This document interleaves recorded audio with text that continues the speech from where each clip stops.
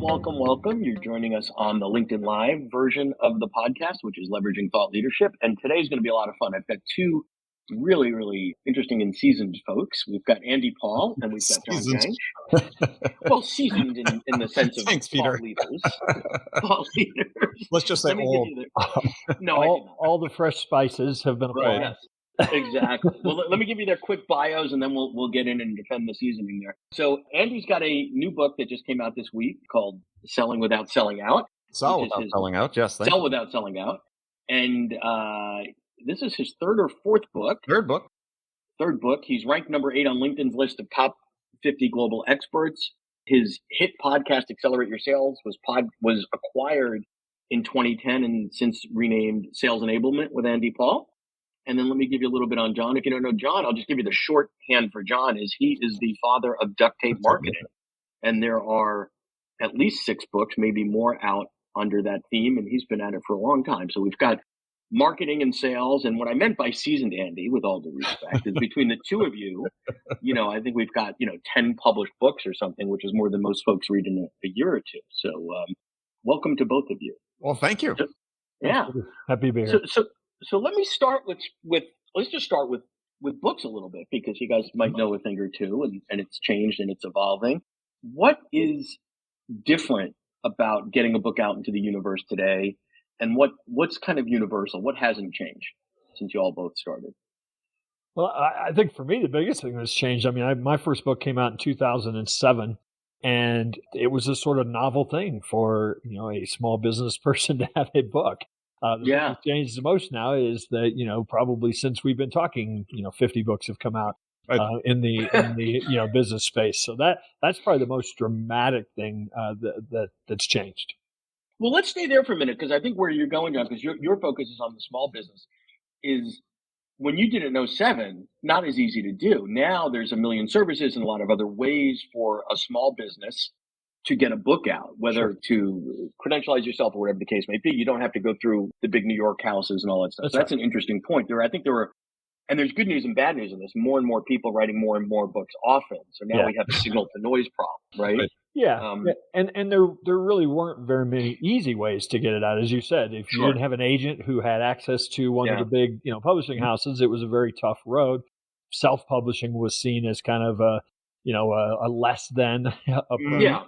Certainly, today there's an entire industry around helping people publish books that are self-published, and it's become certainly a lot more. I think the cachet is probably still there to be with a Penguin or a Random House or somebody like that, but I think it's become a lot more acceptable. But with that has also it's become a marketing tactic in a lot of ways, more than being an author. It's almost like, this is another channel for me to be seen as an expert.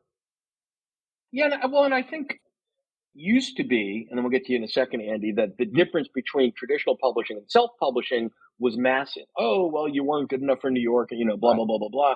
And I think, A, that is just not true anymore.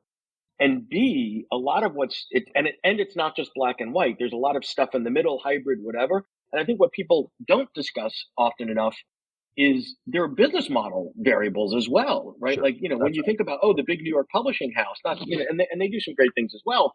It's typically not the greatest business model for an author when you take away in advance and the risk management. If you guys know better than anybody, you're doing all the hard work to sell the book.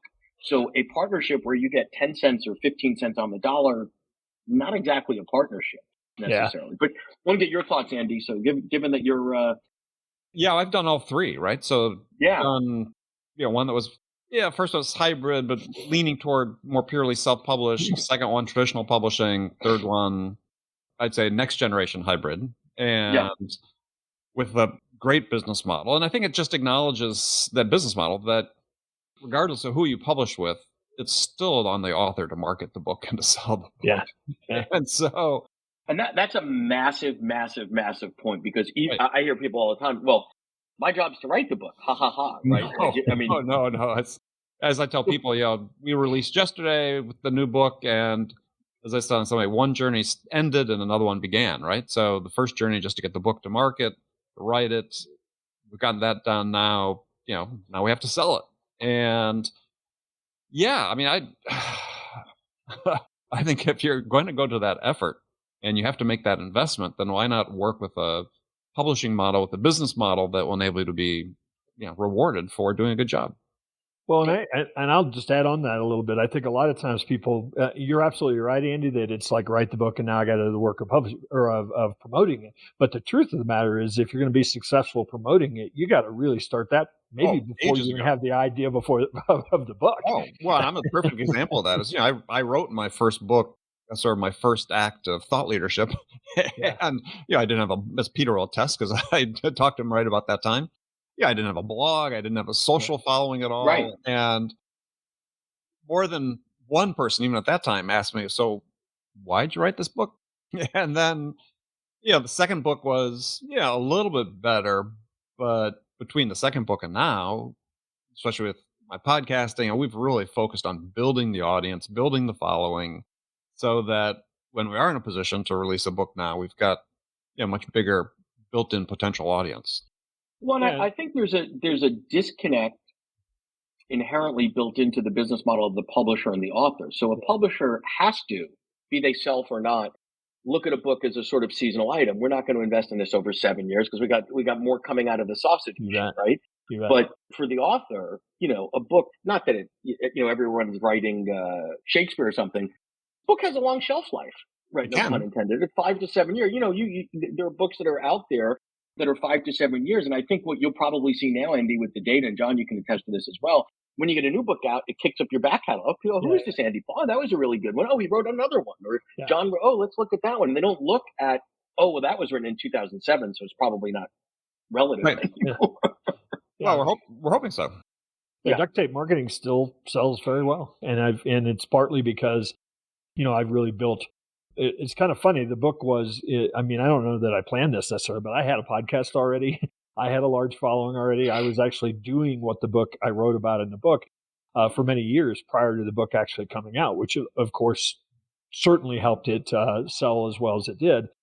But then I have a business model after the book. I still, it is a methodology that we teach. We have courses. We actually have a network of licensed consultants who, acquire and use our methodology under the name of duct tape marketing. So that kind of follow on has made it so that it's still selling, 14 years later, it's still selling 10, 15,000 copies a year. Mm-hmm. Amazing. Which is a big deal. So I want to talk another issue that you guys both have in common.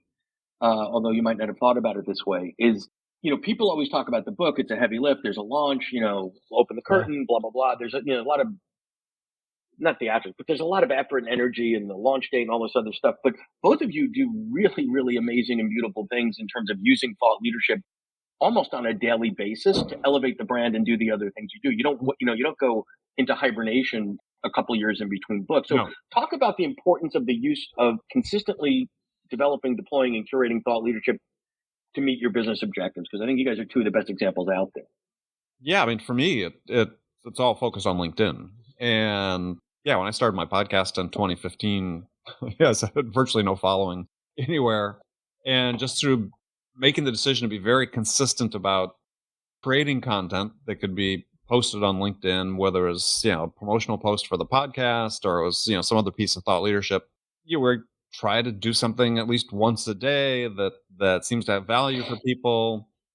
And it worked, right? We started gradually building this following. Now we're 180 plus thousand followers on LinkedIn, and we have pretty good engagement. And the last couple of years, more focused on that as a metric, and we track that very closely. And we've seen sort of exponential growth in the number of views we get. That leads to other business opportunities. And I always tell people I use my day job, to inform my books. I wish I could go. I wish I could go get in a cabin and write a book. But what I really do is I do the stuff that I write about, and so consequently, by staying in the game, by practicing marketing, every single day, it kind of informs my ability to then write about what I see and don't see and what works and doesn't work. Yeah. Well, I love how that's so integrated for you, John, in terms of there are people, and some of it is style, some of it is writing style, whatever. So, I'm in book mode, leave me alone, hold my calls, blah, blah, blah. And you go to the proverbial cabin or whatever. And what you're saying, and we see this a lot as well, is listen, every day I'm out in the field, I've got an opportunity to learn something. Every client I interact with, you have stories bubbling up from your coaching network, et cetera, to say, well, what's new? What are people doing with Clubhouse or something topical or whatever?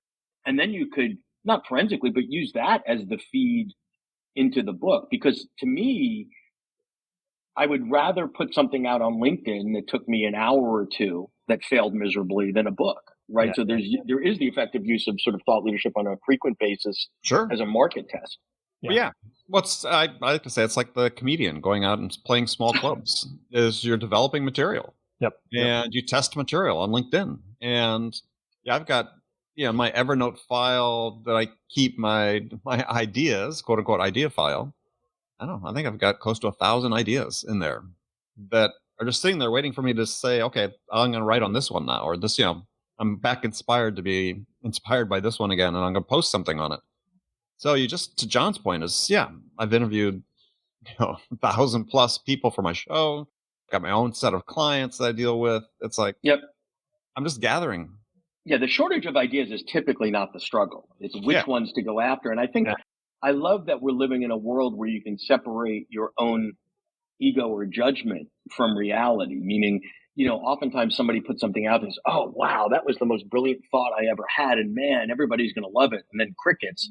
And then there's another time where you're almost embarrassed to send because you're like, this is, I'm not happy with it.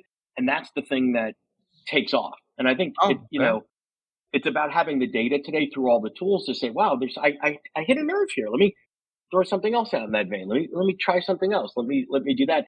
And if you're developing in isolation, you're missing those opportunities on a minute by minute basis.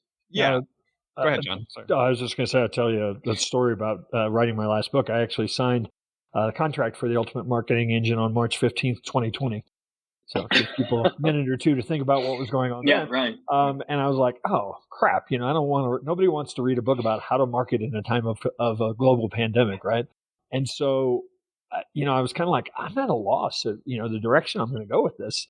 Yeah. And it actually, the real through thread of the book came about from me working with some of my clients and seeing how they were responding and seeing the ones that were really thriving were actually ones that were important in the lives of their customers. And that, that sort of learning, that spotlight, on that sort of essential idea was something that became crucial to the whole book itself. And it was really to the point of paying attention to what I was seeing emails come back from customers of customers, saying things that, really ended up informing, hey, this is how we have to market today. This is the idea of getting, being customer centric, can no more be lip service. We have to actually make it a central strategy to not just to our marketing, but to our business. Well, I think that's the difference between sort of the theoretical and the applied, right? So what we saw way back in March of 2020 and are seeing starting to dovetail a little bit is those that listen, those that really figure out like, wait, I have a restaurant that used to mean that's a place where people come to dine. How do I redefine what that is? Like what actually, this is a place to nourish people. Okay, but if they can't come here, right? So it forced people to really think who they are and where they fit in the lives of the customer and sort of open these windows of experimentation. And I think you've seen some folks do a splendid job of that and some folks do an awful job like anything else. Yeah, well, I think that's really true. I was thinking about that with the journey of writing my own book is after I started, and I had a draft written right before the start of the pandemic and sort of set it aside just because I wasn't really motivated for a while to really sort of finish it and sort of see what was going on. And my book's about human-centered approach to selling, and it's sort of funny seeing at the start of the pandemic as everybody saying, we really got to lead with empathy. And I'm like, this is new, right? This is new knowledge. We're supposed to lead with empathy. Suddenly we're supposed to, and it sort of inspired me to sort of double down on that part of the book that I'd written and sort of cut out some other things. Was that, I think people have sort of missed the opportunity in large measure of the lessons that we could have learned through the pandemic. And to sort of, especially in the sales world, I think there's an opportunity, the B2B sales world, an opportunity to really fundamentally reset how we engaged with clients and how we helped them through their buying process. And I think, unfortunately, maybe not unfortunately, because I think it'll help people buy my book, but I think we missed an opportunity to do that. And when we talk about terms like, trusted advisor, I mean, there's a lot of terms that get thrown out that in the abstract, like mom and apple pie, everybody agree with. But I think now that the dust has settled a little bit, organizations, more, to your point, Andy, on the B2B side said, wow, that entity, that person, they were a trusted advisor during a time of need. They were really there, and they couldn't say to me with a level of authority or gravitas, this is going to be okay. We've done this 100 times before, which is why we'd usually work with them. They're going to say, here's what I'm thinking. This is why I think it's going to serve you best. I've got your back. Let's do this. And I think that was really interesting. If you're enjoying this episode of Leveraging Thought Leadership, please make sure to subscribe. If you'd like to help spread the word about our podcast, please leave us a review and share it with your friends. We're available on Apple Podcast and on all major listening apps, as well as at thoughtleadershipleverage.com/podcasts.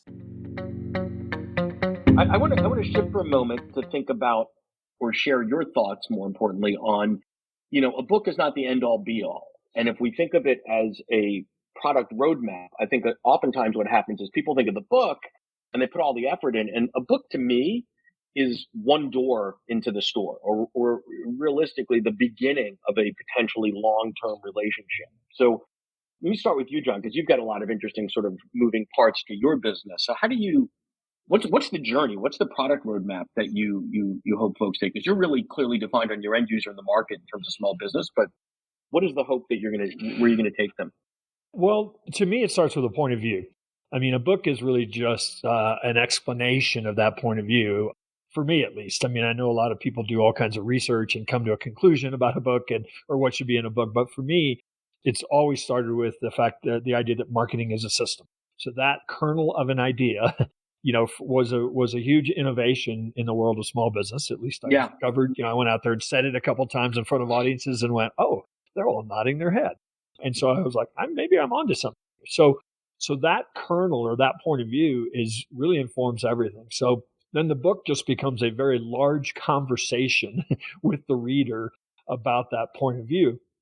But I think in terms of the roadmap, my blog and my podcast were probably more critical in terms of kind of launching that because it was 300 word, 500 word conversations, 700 word conversations that led people to want then the through thread that connected it all together. Well, and stay there for a moment, because I think that's a radical shift in the consumer, the end user of the book, right? Yeah. It used to be the choice was, hey, this guy's got a book, I'm going to read it. And that, I don't even care about the money, 20, 25 bucks, whatever, but it's really like, geez, I don't know this guy, John.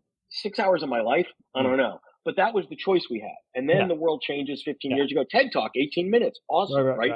Now it's like, oh my God, 18 minutes is like, reading War and Peace or something like that when you listen to folks. So how do I get a little essence of you? 300, I could be standing online at Starbucks on my phone reading a little piece. So then I go a little deeper and a little deeper. So I like that concept of sort of the build to the book from that standpoint.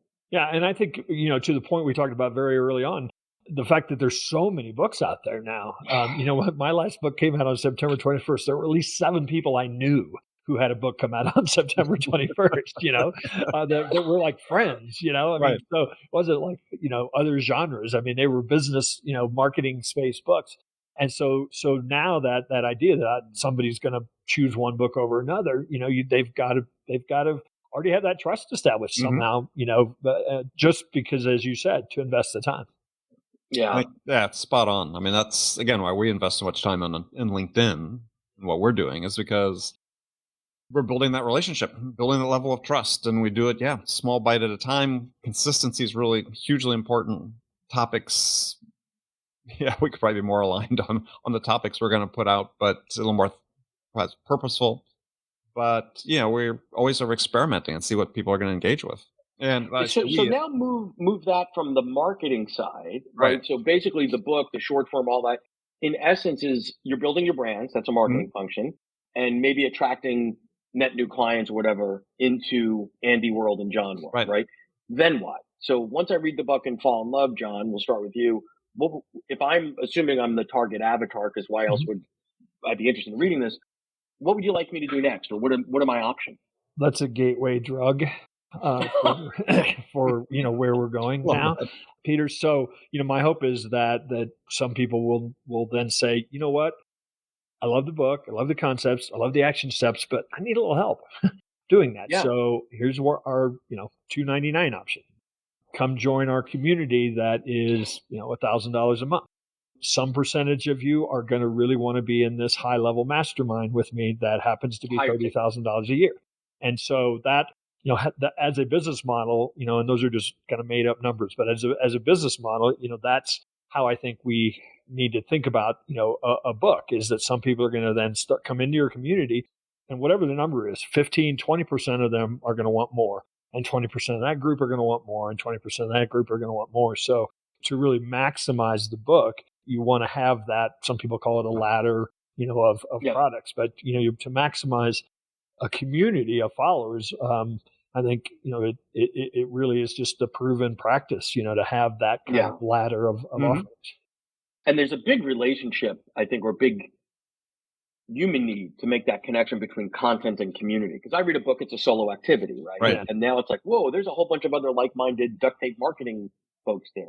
Andy, how would you think about let me just add one more point on that. Sure. That I also think we've gotten kind of tired of the, I'm going to go take another course, or I'm going to read another ebook thing, right? And so this idea of cohorts, small cohorts, I think is, and maybe the pandemic sort of caused a little bit of that, because we're not going to conferences, we're not getting together in sales meetings, like we used to. And so I think that idea of facilitating small cohorts is, right now at least, is a extremely powerful approach. Well, one of the cool things about the facilitation is if I go to see a workshop that either of you are presenting or a keynote, you're the expert and I'm the sponge. But a cohort, we can all learn. I mean, just by its very nature is, yes, you're still the expert, John, but I could learn from Sally, Mary, Joe, and Steve that are in the group as well. So, Andy, what's your take on sort of the productization ladder, or whatever we want to call that, the roadmap? Yeah, well, trying to follow a similar path. As you know, we're sort of rebuilding ours as we talk. But yeah, I sort of look at it sort of three levels, I guess, is from the selling perspective or sales perspective, is I see the book as sort of a level of creating perspective change. So on an individual level, what can individuals do to sort of change their perspective on the task that's in front of them? In this case, B2B selling. I see the next level sort of as behavior change. And so we do have a digital online community that people enjoy, low cost courses. And we're looking at doing some cohort stuff out of that as well. And then the third level is more culture change, because certainly in the sales world and more of an enterprise, we got to be able to change the culture so we can change, initiate change from both directions, from the top and the bottom. So there we're looking at, doing assessments and diagnostics to be able to say, okay, let's identify these problems on a systemic level and how can we address them? And I think there's a continuum for people to think about. And it's, there's a consulting side, right, where the organization or whatever, you can apply the intellectual property that lives in a book or lives in your other thought leadership as a consultant. It doesn't mean you have to be the only one doing the consulting, but like relatively high ticket, solving a real problem for a real client in real time based on their data. They may or may not care about the tools that you do. And then the other side of that continuum is totally scalable solutions. Like, John, like, an e-course where it's saying, okay, let me, what I'm selling to you is capabilities development so that you too can be a duct tape marketer and do the self piece. And there's a lot of stuff in between. And I think, one of the places where the creativity is applied is on great thought leaders that put stuff out there in so many unique and creative vehicles. Like that's where the fun stuff happens to me. Yeah. Well, I think John's right though on the trend with the cohort is whether it's a mastermind, which is not specifically a cohort because that's more open-ended in terms of duration. But yeah, there seems a big trend of wanting to do things together. And, well, that's the peer-to-peer thing. We don't know if that's a function of COVID or we haven't all been to Orlando and Las Vegas 32 times a year like we used to or whatever. No, I think some of it's just trends. I think part of it's generational to some degree. And I think it's good. I mean, I think from a thought leader perspective, I think that's something, my perspective, an easier sell than, hey, let's go get 10,000 people to sign up to be a subscriber, individual subscriber to something. And I think it's also the sort of the inherent nature of accountability and taking action and things that happen in those cohorts too. Because I think, we all go and it's like, oh, that was a great speaker, or that was great information, or you read a book, or you go through a course. And there's no sort of lever to make you take action. Well, it's that positive peer pressure to say, exactly. I don't want to go to the next session and somebody asks, well, what did you implement? And the dog ate my homework, right? Because it's easy for us to let ourselves down than to let down others that we're working with. Totally. Right.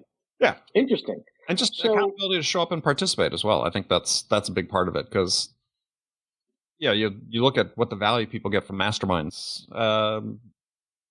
It's the peer interaction. Well, I think really the other key thing. It's not the leader necessarily. Wouldn't necessarily be. Sure. I don't know, John, what your experience is. Whether people, if you do survey of people in a mastermind, they think the value is John or the value is everybody else that's in the group.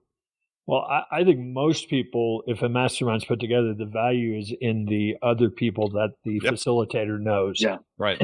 And because that's we've all been in these where there wasn't a good dynamic in the group, and then you've been in ones where you're like, wow, this group, they're all rock stars, right there with me, kind of thing, and that's what makes it sort of magical. Yep. And I think another thing that both of your audiences might have in common is a sense of loneliness, right? Because entrepreneurs tend to be lonely, and individual sales contributors, even though they're part of a team and part of an org, are lonely. And I want to be with people like me that are struggling from the same issues. Any thoughts on that? Oh, I think it's very powerful. Yeah, I think that's actually sort of the tagline we had on our digital community is, you never have to sell alone. And because, sure, as an individual, doesn't matter you work for a company or whatever, it's you own the number, right? You just go to sleep with the number at the top of your mind. Yeah, no one's sharing it with you. So loneliness, I think, is a big thing. And we're seeing the impact of that in sales, because especially during COVID is, some majority of B2B sellers in recent surveys are reported some, mental well-being issues. Yeah.